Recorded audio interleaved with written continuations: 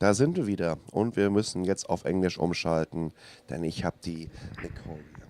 Good morning. Good morning. Very last day of CeBIT. The last day of CeBIT. We almost made it. We've made it. We've survived. Maybe. Barely. Barely. No, I mean, I think it was a great week, right? It was quite interesting to see how the CeBIT repositioned itself, right? I mean, completely different topics and different halls. I mean, you've been on the show floor all day long. I've been on the show floor the entire time, and I actually had to thank Sascha at one point, being like, "Thank you just for letting me run around." No, the discussions were really good, and the thing that I really liked about it is that if you took away the buzzwords of security and big data, the other overarching theme was robots. Yeah. Right. Which is really, I love robots. Right. I love them. Yeah. I can't wait to have them in my house. Oh, totally. And then this discussion of big data, robots, home automation, what that really means, Internet of Things. There were some interesting demos. I would have loved to have seen a lot more IoT, right? Yeah. And some really and instead of just talking about how the Internet of Things is coming out, I would have liked to have seen that. So it made me itchy. The robots, and then how you can intelligently automate their systems is kind of what's coming next. So that was good. You know what? This might be a good recommendation, a suggestion for CeBIT for next year. Maybe having a huge hackathon for the Internet of Things in one of these halls. Yeah. Teaming up with these MakerBot guys, teaming up with a company like Intel, providing them Quark SoCs over there, and maybe a company like Salesforce or NetApp Can to come come in up with and cloud infrastructures, right? Yeah. And combine it all. Combined it all. I mean, so Hall 9 was actually a really great hall to walk through because it was all about research and innovation and kind of like the future. Yeah. Right. And it was all these small startups. It was a little bit disappointing that it was just right at the end of it, right? And there weren't so many people heading over there, unfortunately. No, it's today though. Today's the day that all the people are coming. It might be over for us. We might be barely scraping through to the end, but everyone is showing up today going, ha ha. Okay. What's going to happen there now? So the girls were actually telling me that she was late to show up here because there was so many people on the train. Wow. Right, and the trains were delayed because everyone was just trying to push on. So I mean, apparently today is the day that everyone's going to be showing up to kind of eat all the ice cream because the other theme was ice cream. There was a lot of ice cream giveaways at the show, and I'm not complaining. I love ice cream. So Vodafone had some delicious frozen yogurt. Right. Yeah. It was Okay, very frozen good. yogurt. Yeah, but there was I'm all another in on one this. where they had a frozen yogurt machine where there was rhubarb and basil. Right. Oh, so wow. you could have these so you could choose. Rhubarb, It's delicious. basil? Yeah, we'll go there. I'll bring you some. Delicious. I'm not so sure about that one. But like you said, I mean, already during CeBIT 2013, we were discussing, what to cover over here. Yeah. Because it's a completely different market. It is about fundamental technology, and especially when you're coming back from this traditional consumer electronics show. I mean, we just arrived from Mobile World Congress over here. You have a completely different perspective and angle on the coverage this market. So you kind of need to reboot your system and get it ready or get it into CeBIT mode. Well, but at the same time, so we just came off of CES, MWC, and if we're being really honest, the discussion's not that much different. We're kind of having the same chat, right? And when you look at consumer hardware, I mean, we're all asking the same questions, and we're all fighting for the same stories, right? But here, it's nice because you get to have different discussions, right? And you get to kind of look at, maybe what's coming next, how things are fitting in, and it's the discussion seems a lot more valuable. You have to think about the coverage you're going to make a lot more, so you actually have to work for it. It's not so much like this is the just released. I'm going to get that. You actually have to kind of try to put things into perspective, and that's not so bad to make journalists work for their jobs. We're having the deep discussions. Discussions. Yeah. No, somehow we do. Yeah, right? absolutely. When I think about this, I already mentioned it during the opening of our stream today, that the discussions that we had with Intel, that we had with Eberhard Kaus from the automotive car development team and Mercedes, these were amazing insights into a super interesting industry and into the industries of the future, into future developments. And I think this is in general something that you can see over here on the show floor at CeBIT. We're talking about not what was happening yesterday or what's happening now. Well, of course, also what's happening now because they need to show their service. But there's a lot about future markets and future technologies going on over here. Stuff that we might use in 2-3 years. Things where we are creating the fundamentals of development for the future technologies and services. And the thing that I found incredibly valuable is that sometimes they're like, your question's almost right, but this would be the right question. Actually helping me to start to put things into perspective with the larger picture, to take all of the things that I've just seen over the past few shows and put it into a little bit more perspective about what might be really missing in the overall consumer discussion, because it's easy for us to get lost in the flashy tech and forget about how we're actually going to be enabling useful systems. Is it? This is a very, very interesting point. It's also an interesting point of how tech media and publishing is changing. Because, I remember a time like 10, 12, 15 years ago where there was a lot more substance in the market than style. Yeah. Right? And now we're living in a world of... we're selling the quick news in style. Yeah. And we're selling the news that you might forget already in about 2 or 3 hours, because there will be the next flashy, styly news. Could there be like a change, or is there a demand for a change in tech blogging? Is it do you think that the tech media industry somehow needs to reposition themselves? Aren't we just all becoming copy and paste bloggers somehow? One is breaking the news and 150 others are just covering exactly the same. Yeah. No, I remember I used to be really offended when people would be like, oh, well, you're just a copy and paste blogger. I'm like, no, actually, I think about the stories, and I only cover the ones that I really feel have importance, and I try to position them in a different way. But you're right? We're all just scanning the feeds, and it's something that we've talked about a lot in the past, that there's too few stories for too many outlets. Yeah. Right? And it's just... And you see it with the media that's coming here, right? And the change in focus of the different journalists that are going to be attending CeBIT versus the ones that were attending a few years ago, right? And even when Dan from Engadget was on, he was kind of saying, you know what, it's not about CeBIT's no longer about that moment of the new product releases, because we've just been overloaded, but it's about figuring out where the value is in a lot of the buzzwords, right? You're totally right.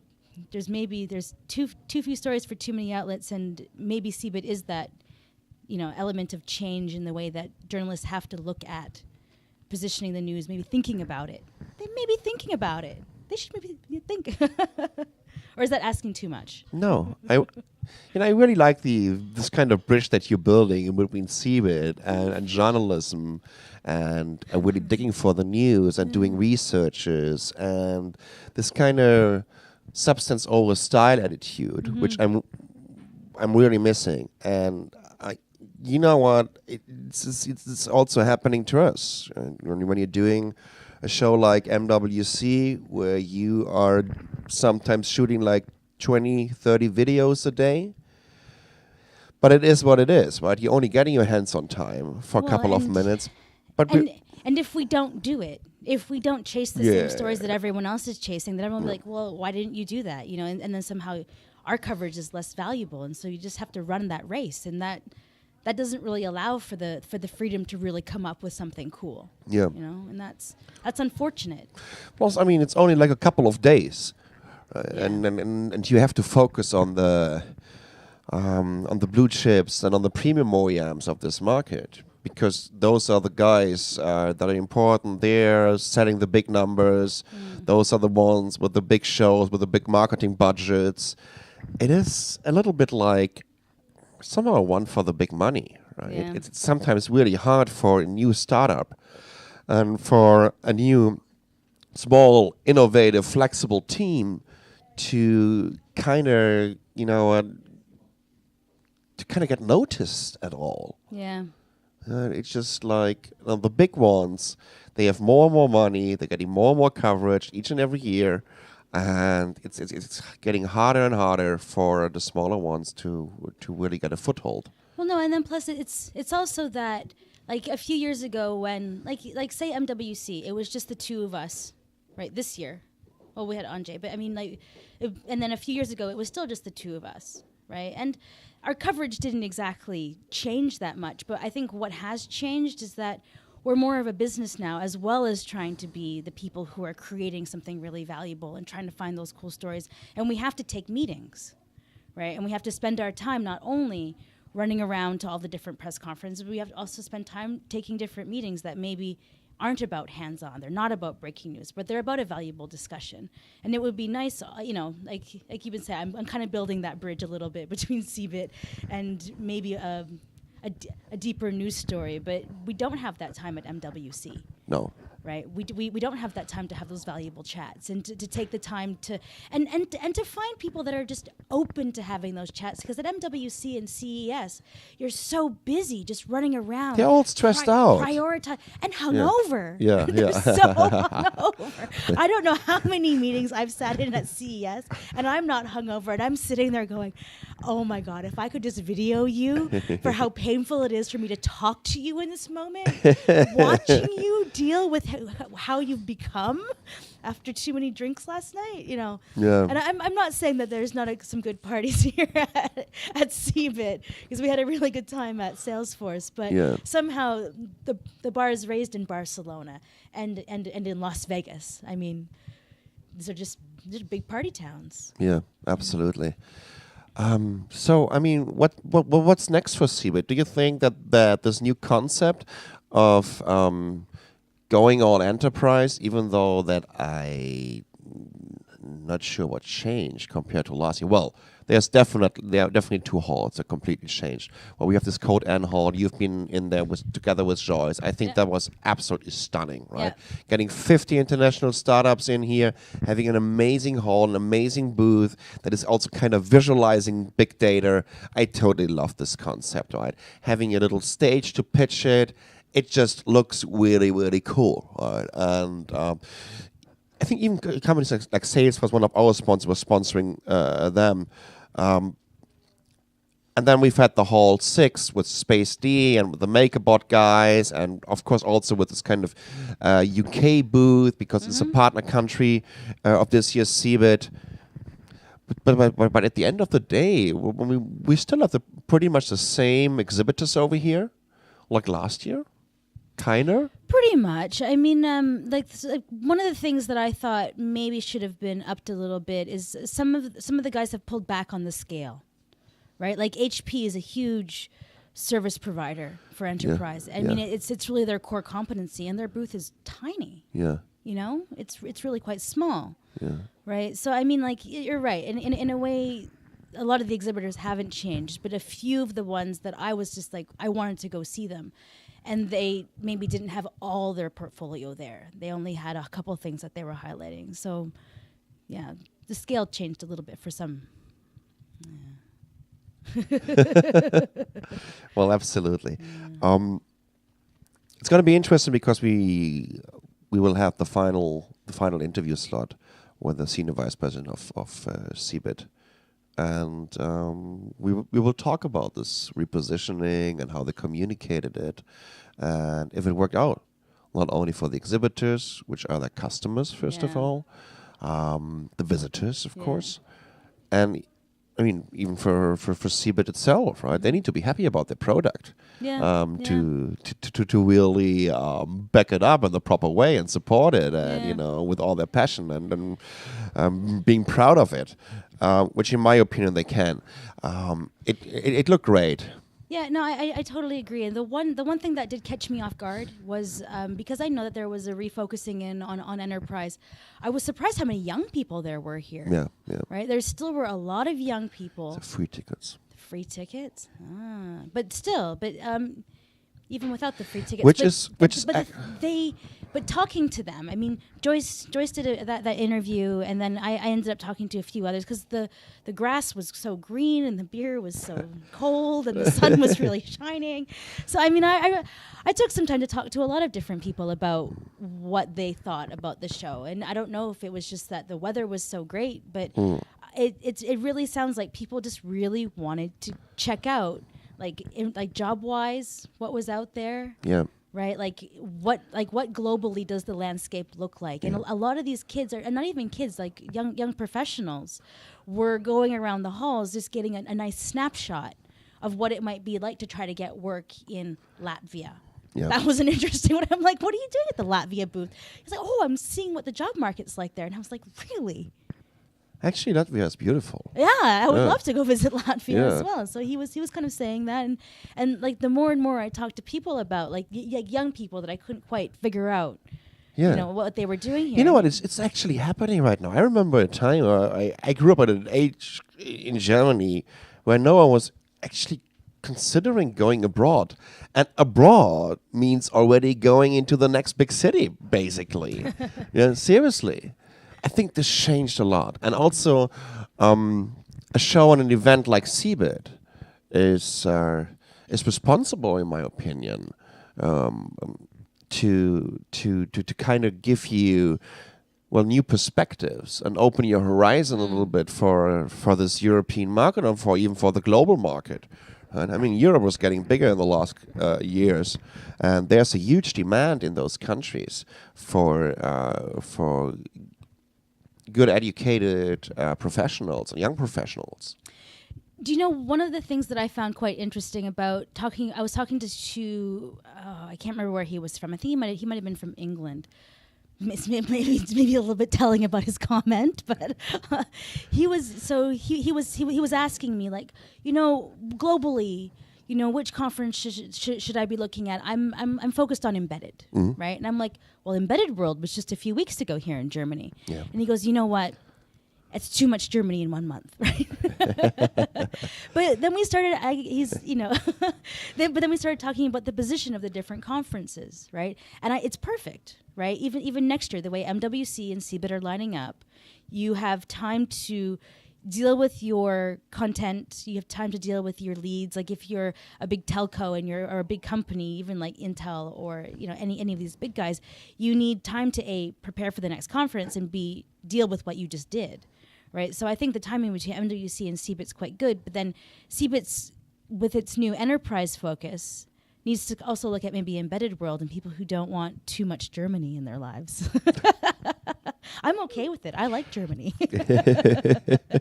Herrenstipp for everyone.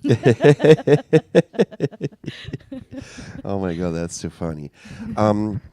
So yeah, I agree with you. I think just to come back to CeBIT, I think it's still about the mix of that you have these blue chips in the hall 2 and 4, Microsoft, IBM, Samsung, SAP, Salesforce.